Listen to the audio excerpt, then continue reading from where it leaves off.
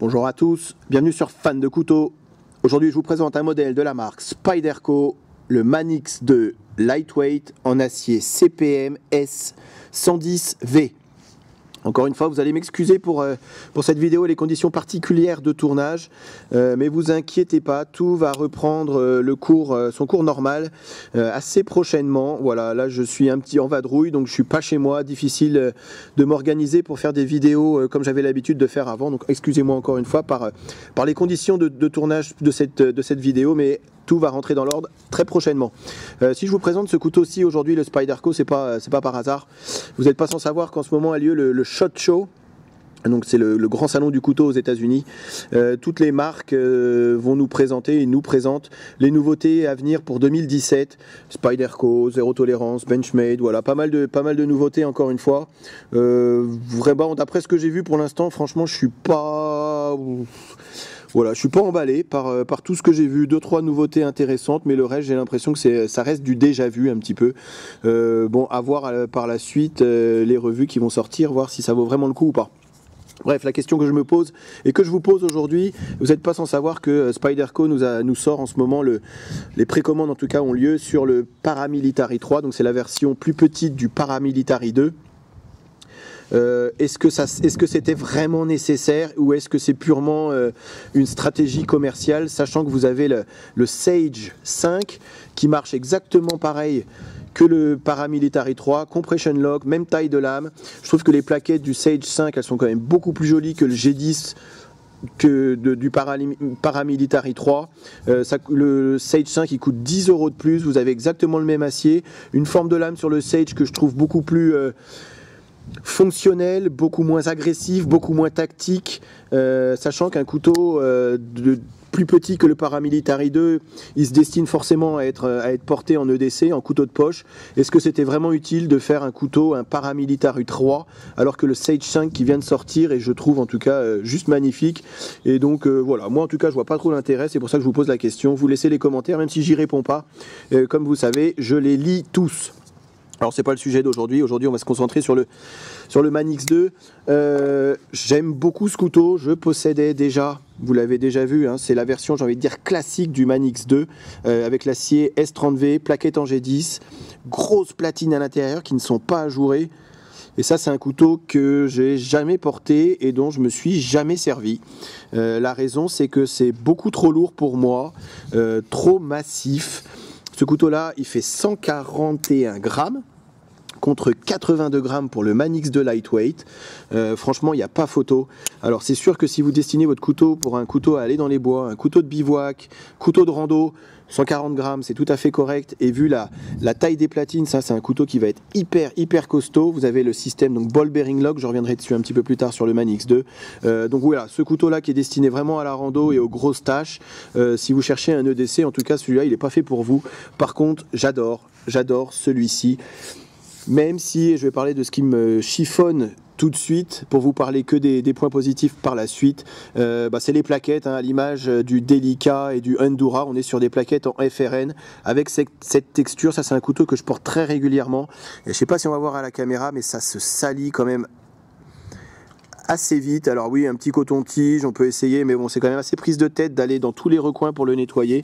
Et puis voilà, ça fait vraiment plastique. Tous les gens qui sont pas dans le monde du couteau et à qui je présente ce couteau, voilà, première réaction, première impression, c'est ça fait plastique, ça fait toc. On a l'impression que c'est presque un jouet. J'ai eu ce genre de commentaires. Donc ça c'est vraiment un des points négatifs sur ce couteau, ça va être le look. Gros point positif par contre, ça va être la légèreté du couteau à 82 grammes. Pas de platine à l'intérieur, donc si on appuie sur le FRN, vous voyez, on arrive à le déformer également, donc un couteau qui va être bien moins robuste que cette version-ci du Manix 2. En petite parenthèse, sachez qu'il existe le Manix 2 avec l'acier 110V, avec des plaquettes en G10, mais là vous en avez presque pour 200 €. Celui-ci il coûte, il coûte 125 €. Donc celui-ci en S30V 125 €, le même, alors même si les plaquettes sont bleues, en S110V il est à 195 €, et celui-ci vous le trouverez pour 123 €. Donc sachez qu'il existe le même que celui-ci, le Lightweight, avec un acier en CTS BD1 pour 95 €, voilà, que des chiffres, vous repasserez la vidéo pour avoir tous les chiffres, je vous mettrai d'ailleurs le prix de tous ces couteaux dans la description juste en dessous. Donc ce couteau, 123 €, alors vous allez me dire ça fait peut-être un petit peu cher pour juste du plastique, sachant que vous n'avez aucune platine, mais là ce qu'on va payer, ça va être clairement l'acier CPM S110V, qui est un acier vraiment top qualité, au-dessus du S30V classique, j'ai envie de dire. En quoi il est au-dessus? Au niveau de la tenue du tranchant. Par contre, la difficulté, alors là c'est un tranchant que j'ai refait, la difficulté ça va être surtout de l'affûter. Je conseille à tout le monde, si vous craquez pour un couteau avec du S110V ou du 90V, c'est d'entretenir presque tous les jours, dès que vous vous servez de votre couteau, un petit passage au cuir pour entretenir le tranchant, et comme ça vous aurez toujours un tranchant nickel. C'est sûr que si vous le laissez s'émousser, ça va être assez galère de retrouver un tranchant, quoique tout à fait possible avec des bonnes pierres à eau. Pourquoi j'aime beaucoup ce couteau? Alors le poids. Pourquoi j'aime beaucoup ce couteau? La finesse. Pourquoi j'aime beaucoup ce couteau? C'est la forme de la lame. J'aime beaucoup ces formes de lame Spyderco. C'est beaucoup moins tactique, j'ai envie de dire. D'où ma question par rapport au Sage 5 que sur le Paramilitary 2. Un petit peu moins de belly également. Et je trouve qu'au final, à l'utilisation, en tout cas, je trouve que cette lame est beaucoup plus polyvalente que celle du Paramilitary. D'où aussi le succès de la série des Manix. Alors un autre défaut aussi, c'est un petit peu en vrac aujourd'hui, je vous ai dit, conditions particulières. Voilà, autre défaut sur ce couteau, constatation en tout cas. Faites attention si vous craquez pour la version du Lightweight, Manix 2 Lightweight avec l'acier CTS BD1. Sachez que la vis de pivot, ici en tout cas elle est réglable, avec une vis Torx, mais sur la version en BD1, c'est un rivet, donc impossible d'aller ajuster la lame si jamais vous avez un petit peu de jeu latéral. Et ici pareil, pour tous ceux qui aiment démonter leur couteau, c'est impossible, puisque vous êtes sur des rivets. Voilà, donc ça c'est un couteau qui n'est pas démontable, c'est rifté, escale à longue, ça va pas avoir du jeu, impossible de réajuster. Voilà, c'est aussi une des constatations qu'on peut faire.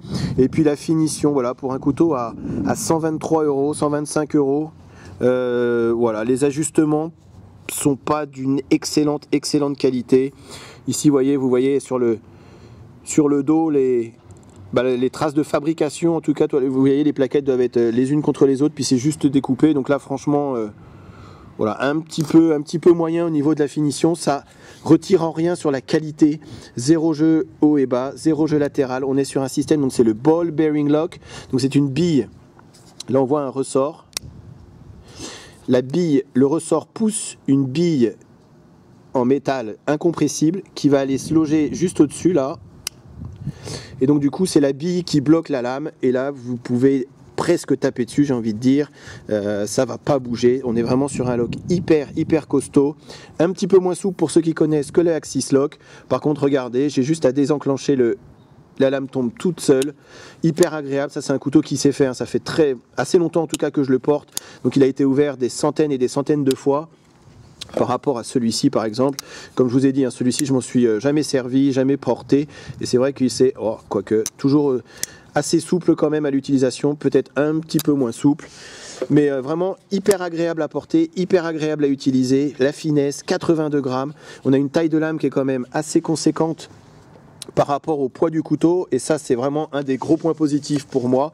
Et malgré ces plaquettes en FRN que je n'aime pas du tout esthétiquement, je trouve qu'on a vraiment un excellent grip, un petit finger choil pour se rapprocher de la lame pour le petit travail de détail, même si je m'en sers pas, mais on a vraiment un excellent grip. Ce couteau je m'en sers pour toutes les tâches EDC du quotidien, préparation nourriture. Je vous fais quelques tests de coupe pour vous montrer ce dont il est capable. Alors pour toutes les dimensions du couteau, je vous invite à aller voir la barre de description, j'ai tout noté à l'intérieur. Et après, ce que j'aime beaucoup sur ce couteau, et j'insiste dessus, ça va être la prise en main, malgré un manche assez fin quand même. On a un manche qui est assez haut, du coup on a vraiment une excellente prise en main. Et avec cet acier S110V, c'est vraiment un des aciers les plus rasoirs que j'ai eu. Même en sortie de boîte, ça coupe très fort, ça coupe très longtemps.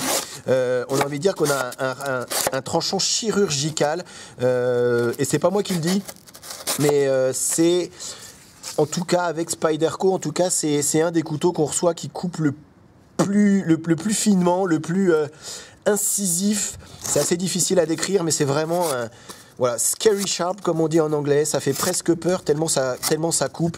Et ça, vous allez avoir un tranchant sans mentir, hein. C'est un tranchant qui va durer mais extrêmement longtemps. Plus difficile à affûter forcément que du S30V. Mais pour tous ceux qui servent assez longtemps de leur couteau, à la journée par exemple, c'est un couteau qui vraiment l'acier en tout cas est assez, ça va être assez judicieux puisque vous n'allez pas avoir besoin de l'affûter assez régulièrement. Comme j'ai dit, ne jamais le laisser par contre, ne plus couper, parce qu'autrement vous allez vraiment, ça va vraiment être une galère à réaffûter. Alors, un tuyau d'arrosage, je sais, c'est pas le même que d'habitude, mais comme je vous ai dit, je suis pas chez moi. Mais voilà, c'était intéressant de vous montrer là-dessus un petit peu ce dont il était capable. C'est pas parce que vous n'avez pas de platine à l'intérieur qu'on va pas appuyer sur la lame. Ici vous avez sur le dessus hein, quand même pour la solidité du couteau une petite partie métallique sur laquelle va s'appuyer la lame. Donc vous pouvez y aller sans aucun problème. On a suffisamment de belly pour ces genres de coupes.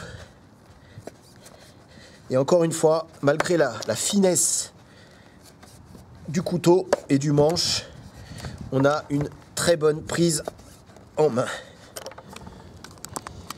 Alors des cannelures aussi sur le dos de lame, avec une lame qui va remonter mais beaucoup moins prononcée que sur un PM2, sur un Paramilitary 2, où là on a vraiment le côté tactique pour que le pouce reste à l'intérieur. Ici comme j'ai dit, hein, pour moi c'est quand même plus couteau de poche. Donc la rampe hein, est quand même beaucoup moins prononcée. C'est presque plus agréable de travailler avec un Manix 2 qu'avec un Paramilitary. Et vous voyez là on peut vraiment appuyer, faire des coupes appuyées. Là j'ai les mains gelées, il doit faire pas loin de -5, -6. Et je suis à l'ombre, mais regardez un peu comme ça coupe, franchement, mais sans aucune difficulté. Et avec cet acier, vous allez pouvoir y aller comme ça, couper comme ça pendant des heures. Alors après, comme j'ai dit, hein, moi aussi beaucoup de préparation de nourriture avec ce couteau. AC110V, c'est un acier qui va être inoxydable également. Et grâce à la finesse de la lame, 3 mm, qui se termine par une pointe assez fine, ça va être juste génial pour toute la préparation nourriture. Petite rondelle de saucisson, comme je dis aussi assez souvent. Voilà. Et là, on peut y aller. Ça coupe très bien. Vraiment, c'est un des couteaux que je porte le plus en ce moment. Parce que j'adore cette forme de lame. J'adore cet acier. Voilà, c'est vraiment un acier que je trouve en tout cas qui est redoutable d'efficacité, qui est magnifique. C'est vraiment, comme j'ai dit et j'insiste dessus, qui est vraiment scary sharp, hyper tranchant. Sachez que pour tous les amoureux du Paramilitary 2, il existe aussi le Paramilitary 2 avec l'acier en 110V. Voilà, c'est vraiment pour ça aussi que j'avais acheté ce couteau-là, pour découvrir cet acier. Et franchement, je suis pas déçu par la qualité du tranchant et la résistance du tranchant par rapport encore une fois à du S30V qui reste un très bon acier, mais là on est vraiment et clairement sur un cran au-dessus. Voilà, pour conclure sur le Manix 2 Lightweight de chez Spyderco, j'ai envie de dire peu importe la version que vous choisissiez, soit en 110V, soit en CTS BD1, vous ne serez pas déçus. C'est malgré les 2-3 petits points voilà, que j'ai montré hein, au niveau de la texture du manche, au niveau des finitions, on est vraiment sur un couteau que j'adore porter, que j'adore utiliser. C'est vraiment un de mes EDC préférés du moment en tout cas, par rapport à la taille du couteau, par rapport à la taille de la lame. On est vraiment sur un couteau qui n'est pas petit, mais qui est hyper léger, hyper fonctionnel, hyper agréable à utiliser. C'est vraiment un couteau utilitaire, c'est vraiment l'utilitaire par définition de ce que, voilà, pour moi c'est vraiment le couteau dont je me sers le plus. Sachez qu'il existe aussi une version en série limitée, en édition limitée avec un acier, ils appellent ça du Maxamet Steel. C'est encore un acier de bien meilleure qualité soi-disant. Après je trouve que ça devient un petit peu trop commercial, cette course à l'acier, j'ai envie de dire, sachant que c'est exactement le même que celui-ci, avec la même manche en FRN, sachant que voilà, avec l'acier Maxamet de mémoire il doit coûter dans les presque 300 €, 250-300 €. Voilà, juste pour l'amélioration au niveau de l'acier. Est-ce que tout ça est bien nécessaire pour un couteau dont on va se servir vraiment quotidiennement, qu'on va réaffûter de temps en temps? On n'a pas forcément besoin d'avoir un couteau qu'on n'aura pas besoin de réaffûter pendant 15 jours. Je vois pas forcément l'intérêt non plus d'aller chercher des aciers qui vont nous coûter encore, qui vont coûter beaucoup plus cher en tout cas pour un résultat qui au final s'avérera presque équivalent à mon avis en tout cas au quotidien. Voilà, j'espère que la revue vous a plu. Je vous remercie encore une fois à tous de vous abonner. Vous êtes de plus en plus nombreux à vous abonner, à regarder la chaîne et à laisser des commentaires. Merci beaucoup pour tout ça et je vous dis à très bientôt sur Fan de Couteau. Salut.